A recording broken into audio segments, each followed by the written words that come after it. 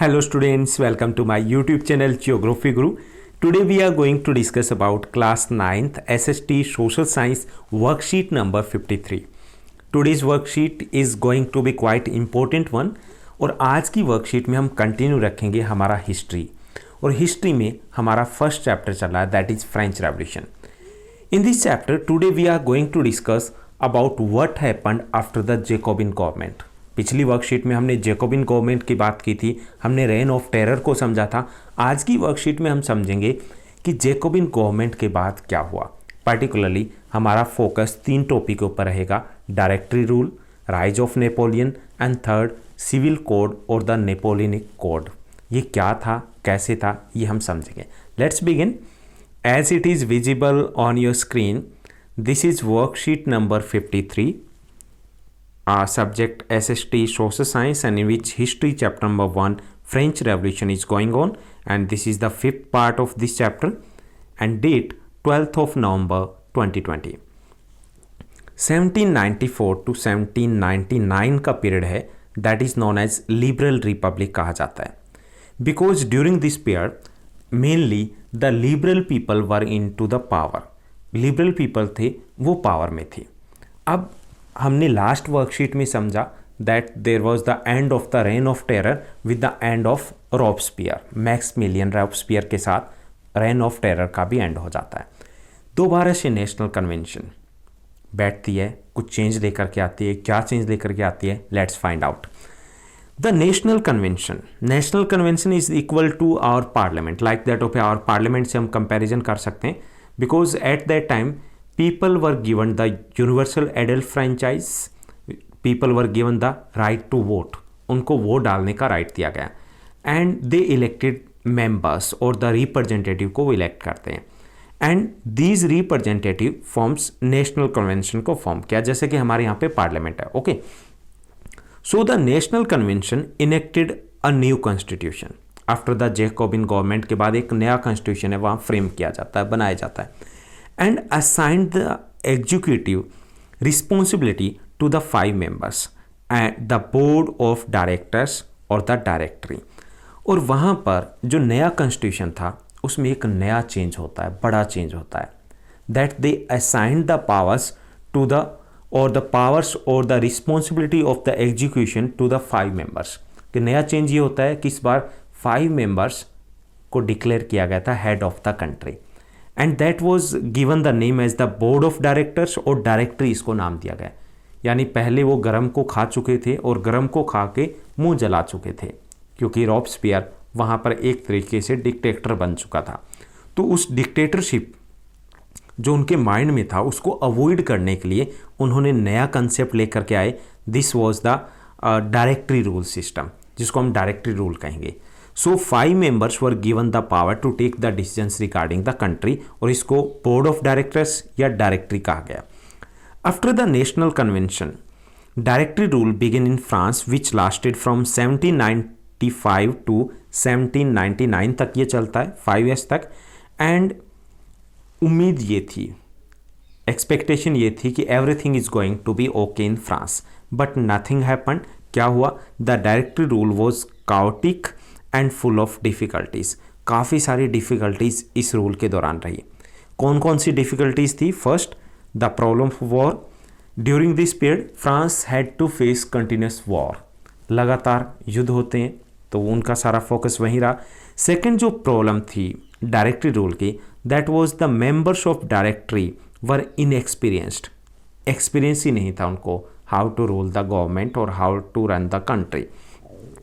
Second problem was that inept and corrupt. Most of the members were the corrupt. ज़्यादातर जो members थे they were not eligible to be the part of the directory.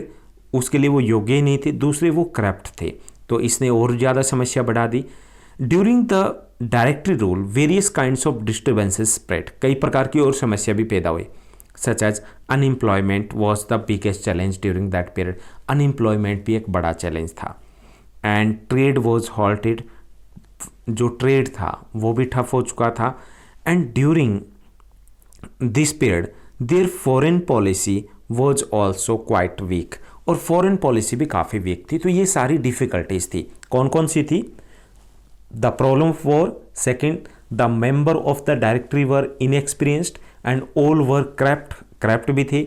Second there was the issue of unemployment की एक बड़ा challenge था, and there foreign policy was also weak, और उनकी foreign policy थी वो भी काफ़ी कमज़ोर थी। ये समस्याएं थी किसके सामने? डायरेक्टरी रूल के सामने।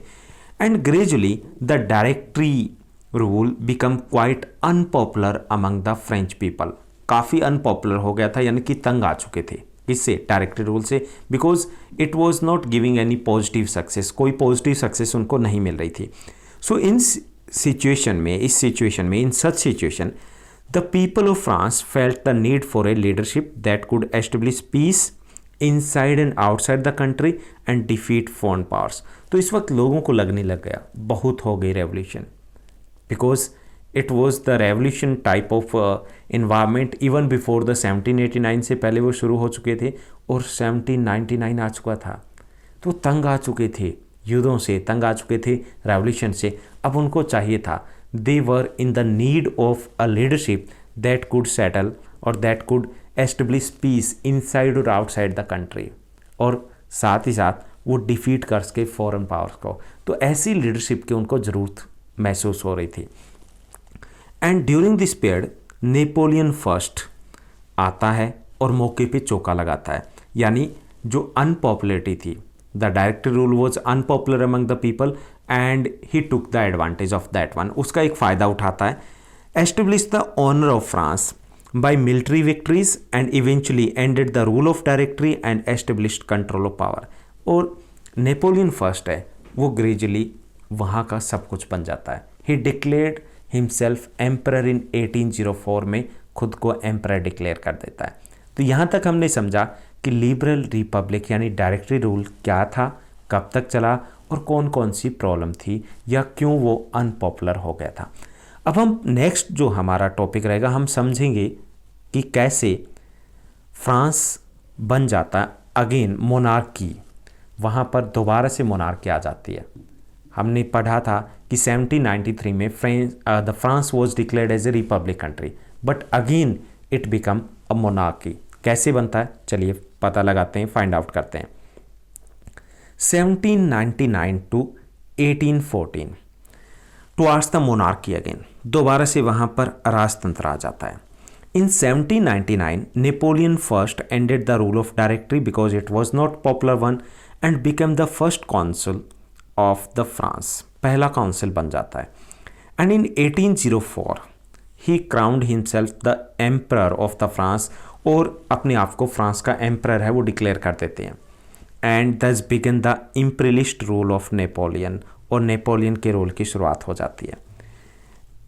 Napoleon change the political geography of Europe by his victorious campaigns, जो उसके विक्टोरियस कैंपेन्स थे उसके द्वारा वो पूरे यूरोप का नक्शा बदल देता है। कैसे? Because he was quite powerful one and he occupied most of the part of Napoleon, occupied the most of the part of the Europe का ज़्यादातर पार्ट है वो ऑक्यूपाई कर लेता है, और इस तरीके से पूरा यूरोप है उसमें भगदड़ मच जाती है नेपोलियन के कारण। ही invaded Russia in 1812 and that was the historical blunder, एक बड़ी भूल थी उसकी जब वो रशिया पे हमला करता है। एवरीथिंग वॉज गोइंग ओके, सब कुछ सही जा रहा था, लेकिन तभी वो रशिया पर अटैक करता है। Where his army was greatly damaged by the cold and adverse environment, जो वहाँ का था बहुत सर्दी थी उसका सामना नहीं कर पाते और उसकी आर्मी को हार का सामना करना पड़ता है। This is where his downfall started, और ये वही टाइम था जब उन्होंने उस मैच को हार गए थे, यानी कि यूरोप को हारने की या यूँ कह लीजिए नेपोलियन की उल्टी गिनती स्टार्ट हो चुकी थी। On 18 June 1815 Napoleon was imprisoned at Saint Helena after his final defeat in battle of Waterloo, और 1815 में नेपोलियन की फाइनल डिफीट होती है। कहाँ? At the battle of Waterloo, और उसके बाद उन्हें सेंट हेलेना आइलैंड में जेल में डाल दिया जाता है। He died in 1821 at the same place Saint Helena में उनकी डेथ हो जाती है। तो यहाँ पर हमने समझा कि कैसे the France become the monarchy again. हालांकि ये एक छोटा सा पीरियड हमने पढ़ा, लेकिन एक बहुत बड़ा पीरियड था। It is a chapter in the Europe, एक पूरा चैप्टर होता है जिसने पूरे यूरोप को बदल दिया था, और उस चैप्टर का नाम है नेपोलियन, जिसने बहुत कुछ बदला। हालांकि उसकी जो गलती थी वो थी his invade on Russia, his attack on the Russia, जो रशिया के ऊपर अनटाइमली अटैक किया गया था। और फाइनली वाटरलू में उसकी लास्ट डिफीट होती है, और ये defeat it was not quite easy defeat because Napoleon was defeated by the 4 country, 4 देश मिलकर के नेपोलियन को हराते हैं। The French civil code was implemented in France in 1804। हालांकि यहाँ तक हमने बात की उसके जो विक्टोरियस कैंपेन्स की, लेकिन जो नेपोलियन की सबसे बड़ी अचीवमेंट थी वो थी नेपोलियन कोड और द सिविल कोड, जो इस चैप्टर का सबसे इंपॉर्टेंट क्वेश्चन में से एक है और आज की वर्कशीट का मोस्ट इंपॉर्टेंट क्वेश्चन है। The French civil code was implemented in France in 1804 by Napoleon first. It is also known as the Napoleonic code और it is also known as the civil code. अब ये civil code या Napoleon code क्या थे? That Napoleon introduced new set of laws. 1804 में वो नए कानून लेकर के आता है, उनको हम सिविल कोड या फिर नेपोलियन कोड बोलते हैं। और ये जो कानून थे, ये जो लॉज थे, वो अपने टाइम से बहुत एडवांस थे। जिनकी बात हम आज करते हैं वो इंट्रोड्यूस कर दिए गए थे उसी टाइम में फ्रांस में और पूरे यूरोप में। अब वो जो सिविल कोड या नेपोलियन कोड थे उनमें क्या था, चलिए हम देखते हैं। First, the privileges given on the basis of birth were discontinued by this code. जो बर्थ राइट थे, the right based on the birth, वो ख़त्म कर दिए गए। Second, freedom of religion was provided under it, और उस टाइम में भी जो राइट दिया गया था, right to religious freedom was given to the people, and it was said that government job should be given to those who are most qualified. और उस वक्त भी क्वालिफिकेशन को एक मेजरमेंट, एक पैमाना माना गया था जॉब के लिए। थर्ड जो पार्ट था, इंपॉर्टेंट जो फीचर था नेपोलियन कोड का, arrangement were made to hear the cases openly with the assistance of the jury, and this was the beginning of the judicial system. Judicial system को भी एक अच्छे तरीके से सेटअप किया गया।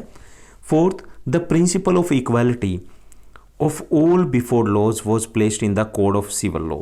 और सिविल लॉ में जो एक नया सेटअप था वो था वन नेशन वन लॉ, एक देश एक कानून, and equality before the law, उसको भी सेटअप किया गया। फिफ्थ जो था, the principle of personal property was also recognised, यानी कि लोग अपनी प्रॉपर्टी सेटअप कर सकते थे, उसको छीना नहीं जा सकता था। तो ये मेन फीचर्स थे जो सिविल कोड 1804 या नेपोलियन कोड के थे। यानी ये जो उस टाइम के हिसाब से देखें तो बहुत एडवांस थे, यानी equality before law, right to freedom of religion, and discontinuation, abolishment of the birth rights and abolishment of the feudal system, and like that of a right to property was given to all the people. तो काफ़ी सारा change था वो वहाँ पर administration में लेकर के आए थे। Napoleon's law code proved the permanent work. ये परमानेंट वर्क था because it was not just for the Napoleon period के लिए था, it was implemented all over the Europe. बाकी देशों ने भी इसको फॉलो किया था। नेपोलियन ने खुद कहा था that my real pride is not in the victory of my 40 wars, my law code is such that it will never be erased and will prove to the over lasting. Napoleon ने खुद कहा था कि मेरे ये 40 जो युद्ध जीते हैं मैंने, वो मेरी विक्ट्री नहीं है, वो मेरा प्राइड नहीं है, बल्कि मेरा प्राइड ये सिविल कोड है जो हमेशा रहेगा। तो ये थी हमारी आज की वर्कशीट जिसमें हमने 3 टॉपिक डिस्कस किए। डायरेक्टरी रूल क्या था और उसकी डिफ़िकल्टीज़, कैसे नेपोलियन दोबारा से मोनार्की लेके आता है, एंड सिविल कोड ऑफ 1804 और द नेपोलियन कोड ऑफ 1804 क्या था और उसमें क्या था। Now let's move to the question answer. और क्वेश्चन आंसर की तरफ मूव करने से पहले आज का क्वेश्चन है, आपको बताना है which was the last war of Napoleon और which was the last defeat of Napoleon. Napoleon की लास्ट डिफीट, लास्ट हार कौन सी थी। In this worksheet 4 easy question are given. आज की वर्कशीट में 4 आसान से क्वेश्चन दिए गए।